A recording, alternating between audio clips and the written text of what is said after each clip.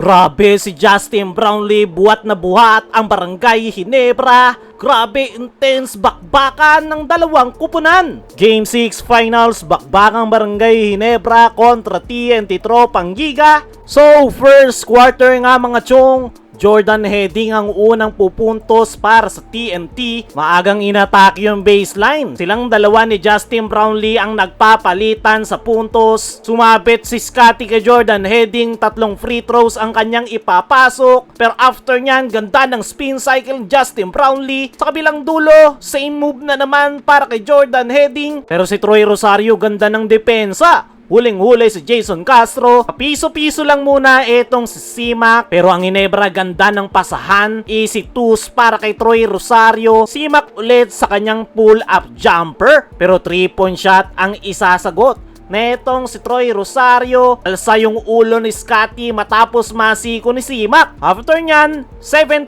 run para sa kupunan ni Coach Team. Easy basket para kay Brownlee. Troy Rosario, ganda ng depensa. Siya pa yung pupuntos sa kabilang dulo. Timeout ang TNT, 3-point lead para sa Ginebra. After that timeout, luwag ng depensa kay Justin Brownlee. Easy twos. Pero after ng layup na yan, bumawi ng run ng TNT sa pangunguna netong si Simak gamit ang kanyang post-up move at mga pull-up jumpers. Nandyan din etong si Jordan Heading. Kaya natapos ang first quarter, 17-16, 1-point lead para sa TNT. Pagpasok ng second quarter, patuloy pa rin na kinakayod ni Chris Macolo yung painted area, hindi pa rin siya mapigilan. Japet Aguilar naman ang sasagot para sa Barangay Ginebra. After nyan, sa tres naman magbabaon etong si Chris Macolo. Japet pa rin ang makikipagpalitan sa kanya ng puntos sa kabilang dulo. Pero si Simak walang pake sa depensa ng Ginebra, easy layup. Eto namang si RJ Abarrientos, ganda ng knockout reverse layup, pero sa kabilang dulo, tres ang ibabaon netong si Ray ng Batak.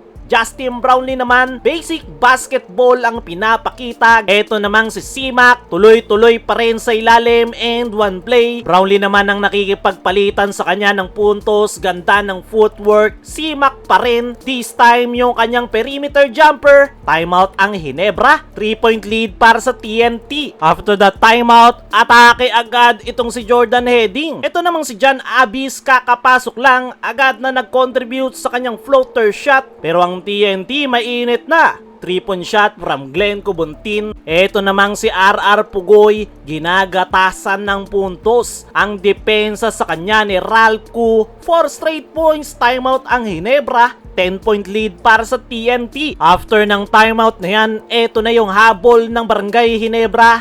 3-point shot from Stephen Holt. Sasagutin yan sa kabilang dulo ng step back 3 na itong si Jordan Heading. Pero etong si Justin Brownlee, grabe yung pinapakitang performance, ganda ng footwork. Nandyan rin etong si Scotty Thompson na magbabaon ng 3. Susundan pa yan ni Justin Brownlee, gagawin niyang asintahan yung noo ni Simak. Hindi pa tapos ang first half pero pinauna na si Brownlee sa dugout. At natapos na nga ang first half, 45-43, 2-point lead para sa TNT. Leading scorer si Chris Macolo with 20, 19 naman si Brownlee para sa Ginebra. Pagpasok ng third quarter, dito na nagsimlang uminit yung opensa ng Ginebra. Trabaho agad si Troy Rosario sa ilalim. Huling-huli ni Brownlee si Kelly Williams. At i-convert yan ng Ginebra sa kabilang dulo. Pull-up jumper from Stephen Holt. Dalawang sunod na tres ang pakakawala ng TNT from Jason Castro at isa galing dito sa kanilang import na si Chris Macolo. Pero etong si Justin Brownlee, gusto nang tapusin ng series. Post up, fadeaway jumper. Pero etong si Simak,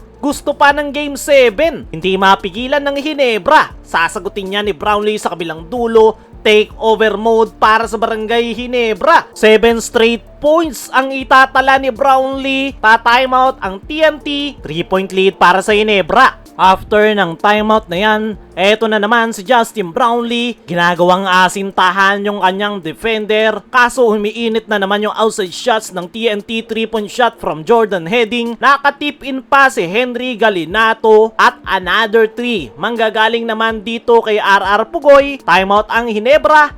4-point lead para sa TNT. After ng timeout na yan, Justin Brownlee na naman, take over mode para sa Barangay Ginebra. Talagang inaatake ni Brownlee yung painted area. Timeout ang TNT, tabla tayo sa 62. After nyan, tuloy-tuloy pa rin etong si Chris Macolo sa loob ng painted area. Ganda sana ng galaw dito ni RJ, hindi lang pumasok yung kanyang tira. Etong si Simak sa tres na naman magpaparamdam. Japet Aguilar naman ang babawi sa kanya sa loob ng painted area. Kaso ang TNT umiinit na, tatakbo si RR Pugoy, Simak na naman. Walang makaabot sa loob ng painted area. Hindi na siya mapigilan ng Barangay Ginebra, 5 na yung bumabantay. Dying seconds, buzzer beater 3 sana ni Justin Brownlee, kaso no count after ng review. Natapos ang third quarter, 75-67. 8-point lead para sa TNT. Pagpasok ng fourth and final quarter, eto na ang Barangay Ginebra. Magic bunot, Nards Pinto to the basket. Nandyan din itong si Brownlee and one play sumabit si Kubuntin. Pamatay sunog yung tres netong si RR Pugoy, pero may sagot ang Ginebra. Sablay ang una ni Pinto, sisiguraduhin niya na sa kanyang pangalawang pagkakataon. Justin Brownlee naman nakalusot to the basket. Timeout ang TNT. Isa na lang ang hinahabol ng Ginebra. After ng timeout na yan, isang booming 3 ang ibabaon ni Justin Brownlee. Grabe bakbakan ng dalawang kupunan, pareho nga yung magpatalo.